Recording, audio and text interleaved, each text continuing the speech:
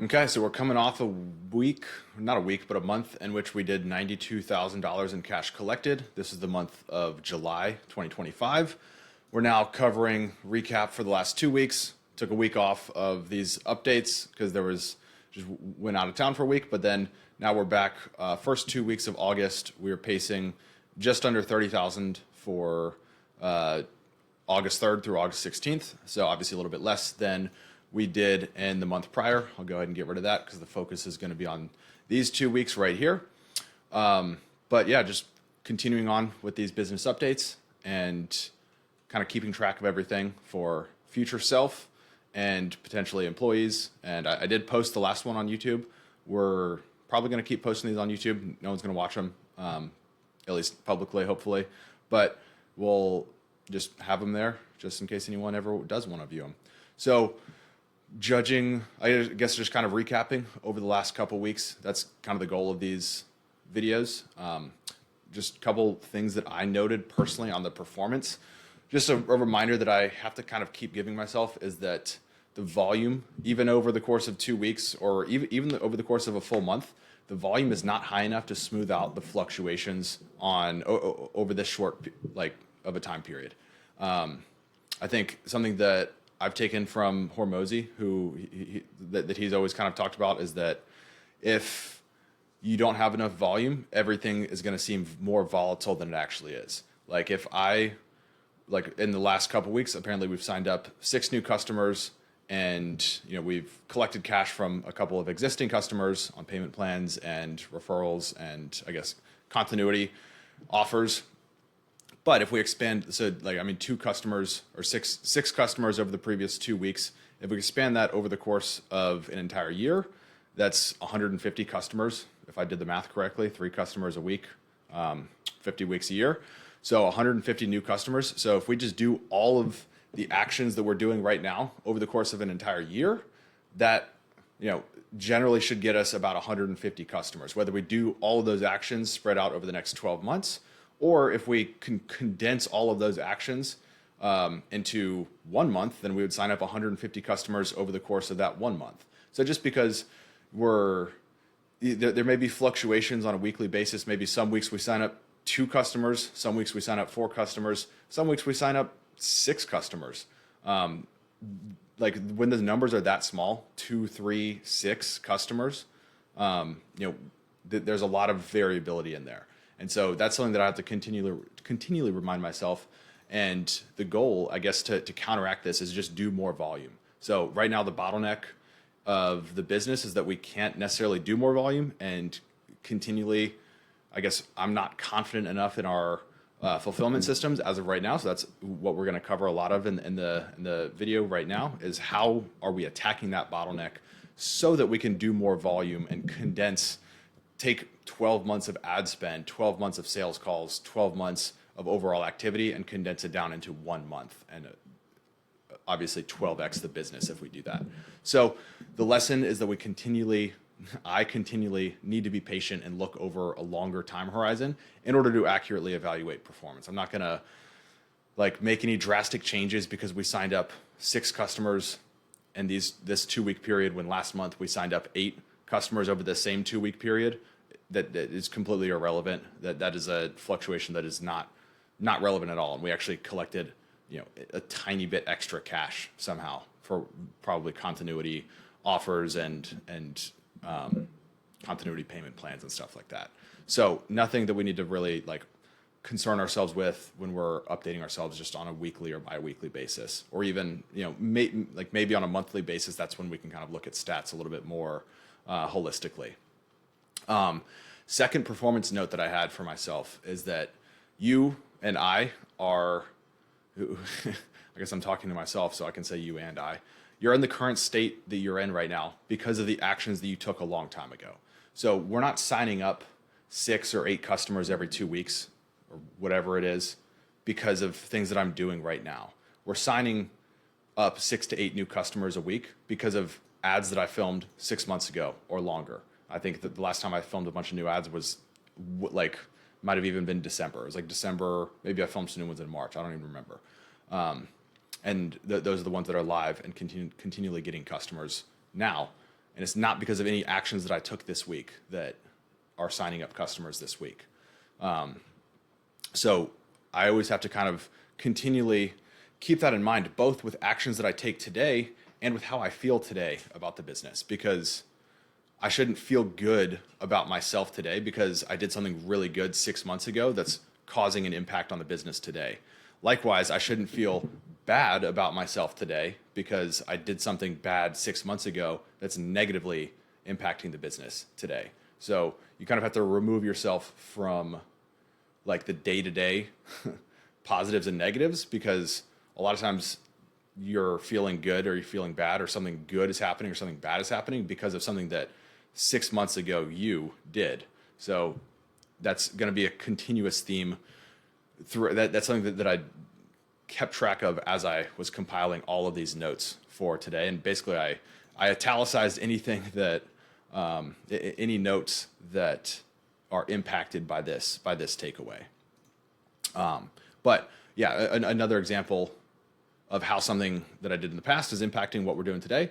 I'm able to pass off a lot of our students to employees that I hired and trained more than 3 months ago. It was because I put in the time and effort to create standard operating procedures, and because I took the time and effort to document, demonstrate, duplicate, have our ACT coaches successfully replicate my exact skill set. It's because of that work that I put in 3 months ago, 4 months ago, 5 months ago to train up employees, at least to the best of my ability at the time, that I'm now able to pass off students to those employees. Like if I hadn't done that, then I would still be forced into working with every single student rigorously as soon as they come into the program. And that would, I would not be able to sign up 6 to 8 customers every 2 weeks, 3 to 4 customers every week, if I were still having to work with every single student hands-on, like as much as I did in the past.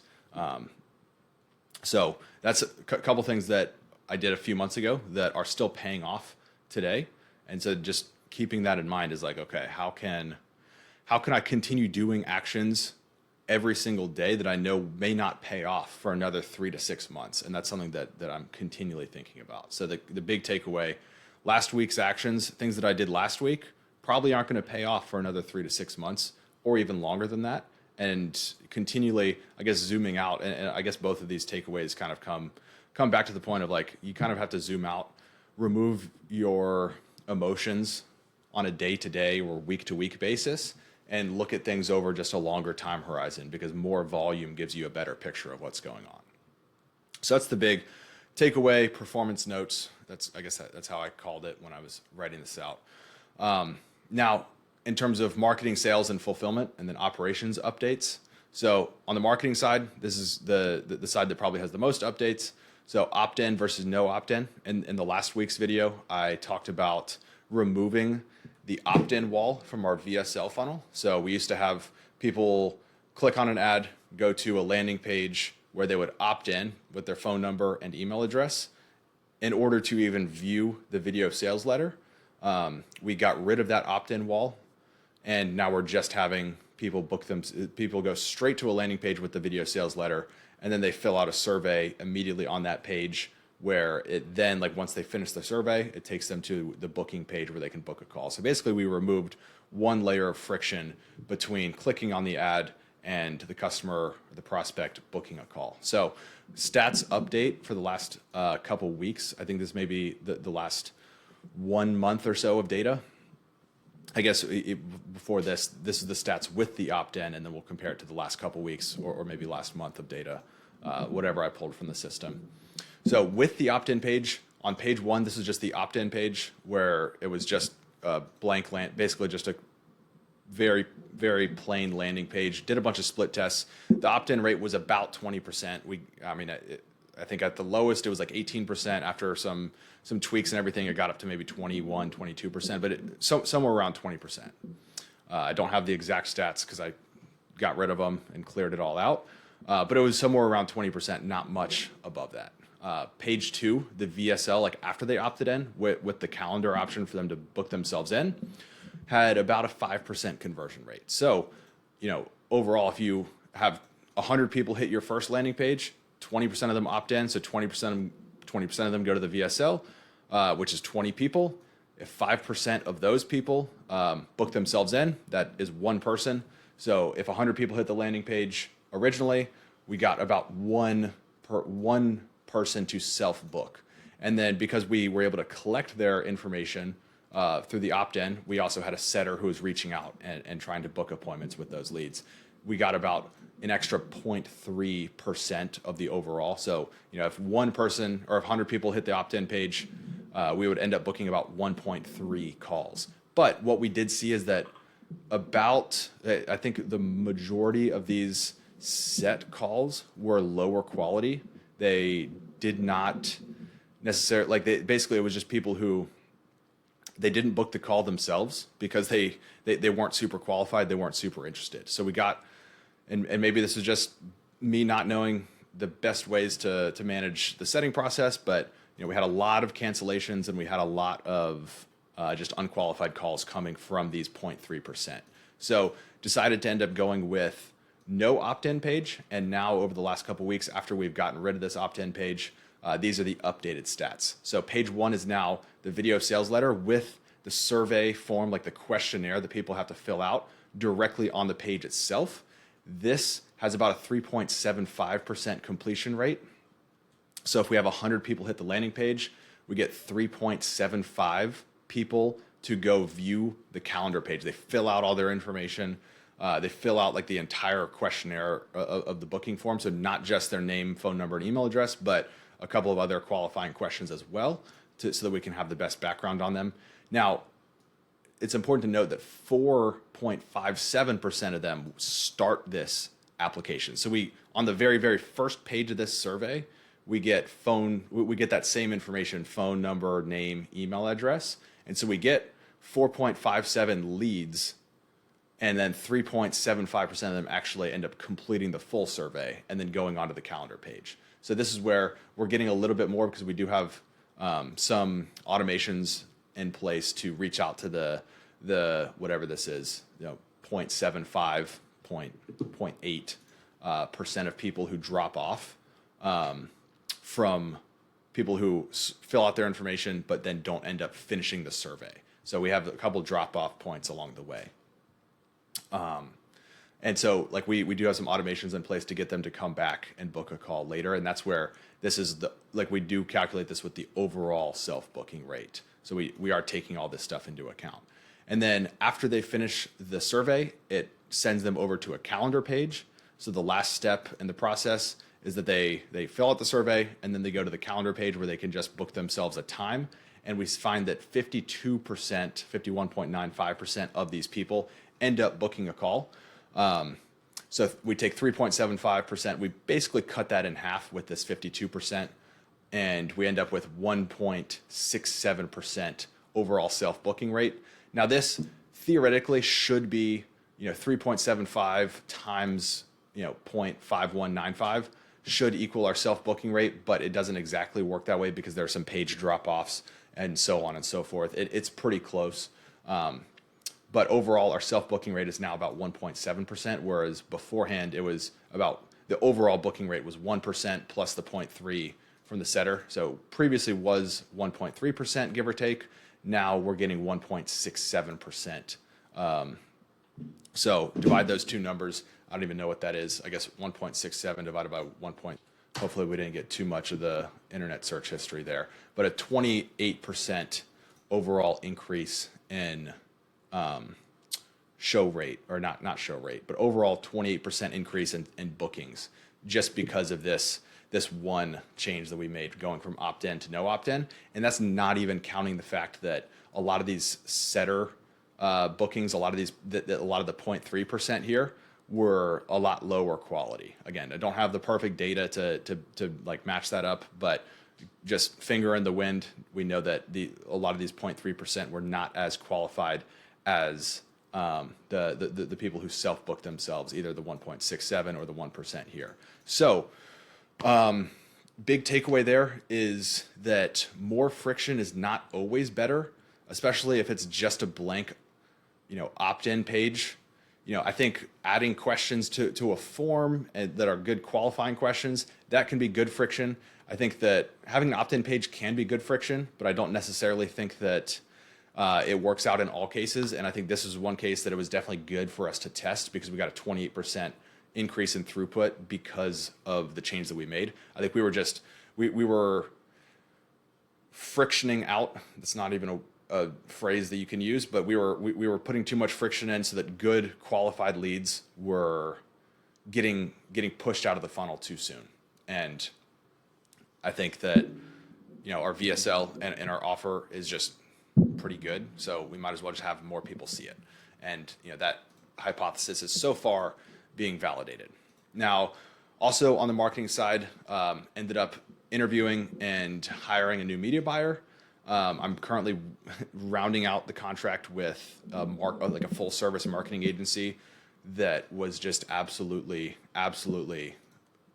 just abysmal. So it was a creator on YouTube that puts out a lot of good content on marketing, but the agency that he started, I guess they've probably grown too big to scale too quickly. They've just scaled too quickly. The reps that I was with were not good. And I think the biggest thing is that the creatives that they were putting forth were just absolutely terrible. The video editing that they had done and the graphics that they were creating were absolutely terrible. And creative is everything. So like if the creative is not there, then the ads are not going to convert. So basically, after spending 3 months with this marketing agency, they put out zero creatives that beat any of the controls that we already had running. So that's why we're still running the same ads that I filmed 6+ months ago, because the new ads that the agency tried to put forth just could not outcompete the ones that I filmed myself and just edited with a freelance video editor. So along with this, hired a new media buyer who's just focusing on media buying, and also hired a new video editing agency who's just focused on video editing. So that means that I'm going to take on a little bit more of the in between there. So like the full service marketing agency, the pitch was that I would just send off creatives. I guess they would even help with the scripting and everything. But then I would send off creatives. They would edit, graphic design, and put them up in the ad account, do the copy, all of that stuff. Now I'm going to be just kind of the in-between guy, and my executive partner Jam is going to be also helping with a lot of this stuff, but sending off creatives to the video editing agency, going through the optimization process and commenting process and everything there, and then sending it off to the new media buyer to actually get those things posted and get them live. So I guess the big takeaway here is that creative is probably the most critical part of any ad process. So you definitely want to vet the performance of any video editors when you're scouting agencies. If you're going with a full service marketing agency, they could have the best media buying possible. They could have the best copywriting and everything, but video editors, and I guess maybe copywriting goes into creative as well. But you just want to make sure that the creative that they can actually put forth is of top-notch quality. And that's the biggest thing you would want to be vetting if you're going with any sort of agency marketing or video editing or anything like that. So I spent a lot of time scouting and interviewing for both of these roles. And during this process, I actually, of both like scouting and interviewing and kind of I had to give my full background, the company's full background so many times that I ended up building a full brand kit, mission, vision, values, editing guidelines for editors, etc. So rather than having to continually repeat the same words over and over again to new companies, new video editors, new like vendors of any type that I'm working with, now I can just end up sending them kind of our brand kit. I can send a media buyer our mission, vision, values. I can save this for employees, for potential future hires. Any video editors that we ever work with in the future, I now have it like a editing guideline kit and examples of creatives that I think work well and editing styles and all that stuff. So this is in italics because it's one of those other things where it's like, I took that action last week. That may not pay off for another 3 to 6 months or longer. But ideally, it will make it so that it's easier to switch between vendors in the future and also, use a lot of this stuff for future employees. Just do things one time, like I did creating these things, that pay off again and again and again, so that I don't have to repeat myself and say the same words over and over again. Next up, on the marketing side of things, I did end up filming and refilming a ton of ad creatives. So I had a lot scripted out already that I had kind of already scripted from what I tried to do with the marketing team, the current marketing team. And so I retweaked a lot of the scripts and everything. I kept some of them the same and ended up filming a bunch of new ad creatives just yesterday. So today's the 16th. I filmed them on the 15th. What I did, I focused on 3 main angles. I did 7 hooks per angle and then 2 to 3 bodies per angle.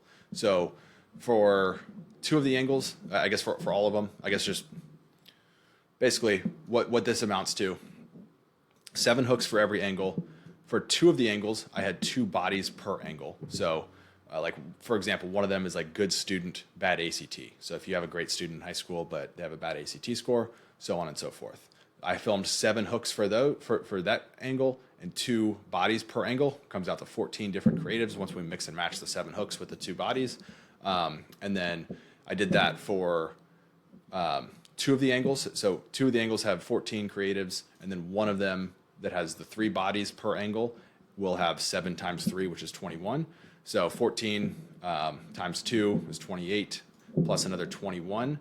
I think that gives us 49 new ad creatives just from the video side of things. And then I'll probably also create some carousel ads using very similar copy to what these ads were. And so that's actually something that I need to write down, because, so let me pull up my to-do list and put that out there, because I have not created those. I've not created those carousels yet. So I'm actually typing that out, putting that on my to-do list right now. And then I also spent a good bit of time warming up a new email domain. So I made an unfortunate mistake in the past, like a while back. It was actually emailing a bunch of prospective ACT coaches at different colleges, like different undergraduate colleges, from my main email domain. And because colleges have, like super overactive spam filters, I ended up damaging my main domain, my main subdomain's reputation. So I should specify that this is a subdomain, but ended up damaging that reputation. So basically, a lot of the stuff we use email for, which is like reminder sequences and also general nurture sequences, those were going to the promotions tab. So I ended up spinning up a new subdomain and just sending out a bunch of high value emails to the list and to some of the more recent active engagers. And we ended up going from basically a low domain reputation up to a high domain reputation. So if I pull this in here, if we go to, I think the old one was mail.boostedbrains. This one had, yeah, so this is what I did. I messed this one up, had a low domain reputation, ended up spinning up a new one, edu.boostedbrains, and then it started off on Medium. After sending a good couple of high value emails, ended up taking it from Medium to high. And so that was over the last couple days, officially got that high domain reputation. Can go ahead and get rid of that page. And so that was good.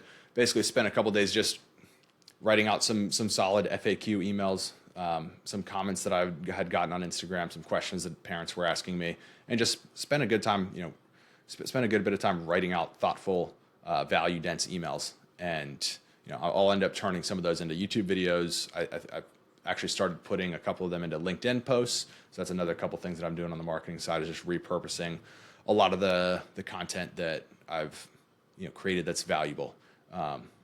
So that has helped out in terms of warming up the new email subdomain. Obviously, that's something that I spent a lot of time doing over the last couple of weeks, and it's italicized because it probably won't pay off for another. I mean, it'll start paying off a little bit now, but it's kind of a long tail distribution of like when we'll actually see the results from that, because having landing in the inbox is something that will benefit you forever versus landing in spam. So now moving on from marketing to sales, We are seeing some good referral momentum building. I've had, I think, 3 or 4 prospects reach out over the last couple weeks. One of these was a sign, like one of these new customers was a sign up just this week from 2 different people in the program who referred this third person. They just signed up, and so we're also getting a couple of other referral inquiries of people who may sign up in the next couple weeks, next couple months. But we're definitely seeing this referral momentum building. That's obviously going to be in italics because that's something that I put in the time and effort a long time ago. I mean, the one who actually signed up this week was from students that I started working with about 6 months ago. Another inquiry who just reached out like yesterday was from a student that I actually worked with it was right around 1 year ago, probably 10 or 11 months ago, and did a lot of manual effort there in order to get those students good results and have them have a good experience. And now we're starting to see a lot of this momentum build, and a lot of those efforts from a long time ago start to pay off today. And if we can continue building that referral momentum, and obviously just getting great results and having our students have great experience, then we're going to continue building the momentum and building the snowball effect where if every student who comes into the program refers another student, then we will never stop growing, because if we just replace all of our students with some of their friends, then our customer count will never go down. So that would be pretty cool. On the sales side of things, we're also doing more call reviews for our closer, which I think is very, very useful. It's very easy for closers to get off track very easily, and so I'm definitely going to be doing more call reviews, just making like minor tweaks on tone and questioning and different like random questions that are starting to show up as the season of the year changes, and we're getting into a slightly different customers, slightly different prospective customers, parents of seniors versus parents of juniors, different points in time, different classes that they've taken, that the students have taken, so on and so forth. Just continuing to make small improvements along the way there. Now, hold on, let me pause for a second. Just had to turn off all notifications because I was getting some Slack messages popping up, which of course I always hate. So fulfillment. Big updates are going to be on the head of student success here. So we finalized the agreement for how the proper incentive structure should work. So I spent a lot of time thinking about how the incentive structure should work, and we came to a good solid conclusion there about how someone who's not directly involved in sales or not directly involved in revenue generation, but is still very highly impactful on revenue generation, how someone like that should be incentivized. So I can definitely dig more into that if anyone's interested. But I know exactly kind of what my thought process was there, and I think proper incentives is the big takeaway here. Is just whenever I am hiring for future roles, I always want to make sure that I line up the incentives as best as we possibly can. Also created a lot of information and just passed off a lot of information in terms of like the business overview, customer journey. Basically just had to get the head of student success fully immersed in every single thing that we do here, because we obviously work pretty uniquely compared to a normal tutoring company. And then also, like I said, created the mission, vision, values, which was useful here. And then also had to really just hammer in all of the nitty-gritty details for the roles and responsibilities. Basically, I have to take every single thing that I was doing in terms of working with students and managing the team of coaches that we have, and verbalize that, put it into like actual documents, and also just verbalize it directly to our head of student success. So some of this is long lasting that I put into like standard operating procedures. Some of it is just, have to jump on Zoom calls and share a screen and go one by one of what we're planning to do and what I was doing. And now we're starting to pass off a lot of the work. And the process that I tried to follow for this was document, demonstrate, duplicate. So kind of record what it is that I was doing, or at the very least, even just think about what it is that I do on a day-to-day basis that a lot of times I just do without even thinking about it. It's like maybe responding to a Slack message, creating a roadmap or creating a pathway, how I analyze diagnostic tests, all that stuff. Just put that into words, whether it's, recording a video, outlining my thought process, or putting it into kind of an SOP, and then sharing that with the head of student success, or, this is just training, so it could be with anyone. Document, demonstrate it, so share it with them, ideally live, rather than, I think Loom videos are good as well, but also sharing screen, talking through it live, asking questions. So that's the demonstrate part of it. And then basically have them duplicate the process. So then have them walk me back through it. So like if it's meeting with a student, then actually a good example is like the first overall meeting that a student has when they come in the program. We had one this week where basically I walked through the process that I did, creating all the preparation for the meeting, did the full meeting, along with our head of student success, and basically I took charge of pretty much all of it. And then, had him do the same thing kind of in reverse. So I think Wednesday we had the first roadmap meeting where I did everything. Or not everything, but most of everything, documenting and demonstrating for him. And then he duplicated it on Friday, yesterday, with a different student while I watched and was there to, make sure that everything went smoothly. So document, demonstrate, duplicate. That process worked well with the other coaches, and I think it's going to work. I think that's the same thing that I plan to do with our head of student success as well, and it's what I've already been doing. So in terms of fulfillment, what I think I'm losing and just leaking time on is I'm still doing a lot of one-off communication with parents and students. And this is another reminder to myself about actions taken in the past. So because I may have done things in the past 6 months ago, 4 to 6 months ago, made commitments to students that maybe I shouldn't have made, but just wanted to promise everything to students that I couldn't necessarily, or that, maybe it's okay to promise everything, but I mean, 4 to 6 months ago, I was probably in a position where I shouldn't have been promising, the world to students just to get a sale across, when I could have, foregone a sale, or just held firm on the standards of what I think are best for the program. So now I'm kind of still committed to some situations where I'm still, just having to manage things one-off, and I'm not necessarily in a position to pass off some of this work to the rest of the team. So I'm still doing a lot of things myself, and that's eating up a lot of the mental bandwidth and everything. And just a continuous reminder to, sign up students that are good fits, and families that are a good fit for the program, rather than just signing up anybody who wants to join. Because if it's not a good fit, then it's going to be a huge headache down the line. More often than not. Sometimes you can sign. Sometimes I've seen that not be the case, where I don't really have a great feeling about someone from the get-go, but then all of a sudden it turns out that it's a great outcome and a great experience.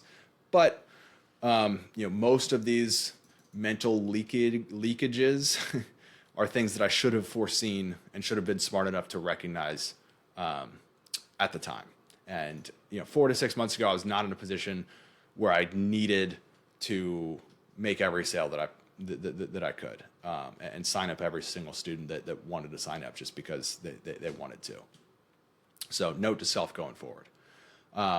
Next thing I was doing on the fulfillment side is tons of essay editing and college advising. So this is not something that I've done a ton of, at least frequently and consistently in the past.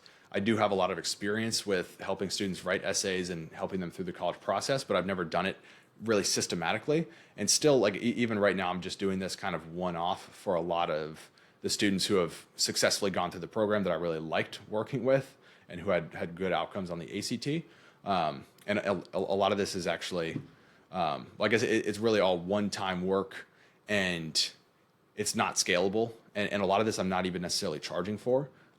Some of this I'm just doing kind of on a courtesy basis, some of the essay editing and stuff like that. And then some of it, if it's more hands-on and more fully comprehensive, then we are charging for it. But, it's definitely not the point to make money off of this right now. The point is to build up case studies, build up proof, build up actual experience myself. Because like I said, I'm good at it, but I haven't necessarily systematized it. And I could still always get better. So the point is to use this work to improve the process and put together case studies and testimonials and proof that this college essay advising and essay, just general college advising process is a viable offer, and that it does work for the students, and that it works on our side, on the fulfillment side.